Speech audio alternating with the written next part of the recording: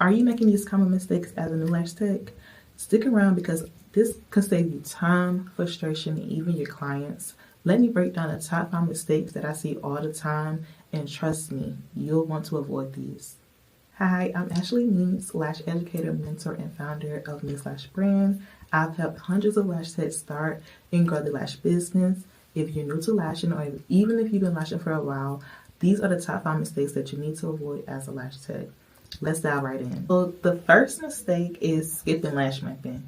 Let me tell you guys, skipping lash mapping, y'all, not having a lash map is literally like baking a cake without a recipe.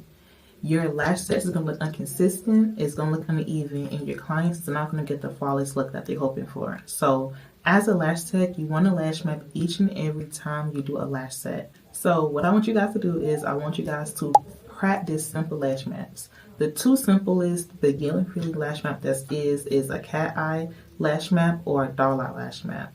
Okay, and as you gain confidence and get better with that, you can customize your sets to fit the client's natural eye shape. But this one step alone, you guys, can take your lash sets from looking okay to wow. So start with that. Now, mistake number 2 would be using the wrong lash adhesive for your environment or your skill. Okay, so I've seen new lash techs struggle with retention because their lash glue either dries too quickly or it dries too slowly. Okay, so what I want y'all to do, y'all, is I want you guys to switch to using a fast drying glue. So whether you're a beginner lash tech or you're an experienced lash tech, you using that fast drying lash glue is going to help you build your speed up, and then it's going to help you with your skill as well. So switch to using a fast drying glue. Trust me, y'all, it's going to help. That's how I was able to build my speed up as a lash tech. So switch doing that, and I promise you, y'all, that's going to literally change the way you lash as well. The third mistake would be poor isolation, y'all. Ladies, this is a big one. So when it comes to isolation, ladies, you already know if you're not isolating properly, the lashes can definitely stick together. Okay, so this will lead to discomfort for your client's natural lashes and damaging their natural lashes as well. So you don't want to irritate your client's natural lashes by not isolating. You want to properly isolate. So if you are using a straight tweezer and you're struggling with a straight tweezer, switch your tweezer and try using a curved tweezer. If you're isolating with a curved tweezer, switch to a straight tweezer and see how that works for you. But you got to make sure that you're isolating properly so that your client's natural lashes can definitely flourish, but can definitely be healthy as well while they're wearing their lash extensions. So what I want y'all to do, y'all, is use both hands to steady the tweezers and take your time on isolating, okay? Remember, as a lash set, isolating is the key to perfecting your foundation when it comes to lashing. So make sure you guys are isolating correctly. Mistake number 4 would be that I see all the time when it comes to lash sets is underpricing their services.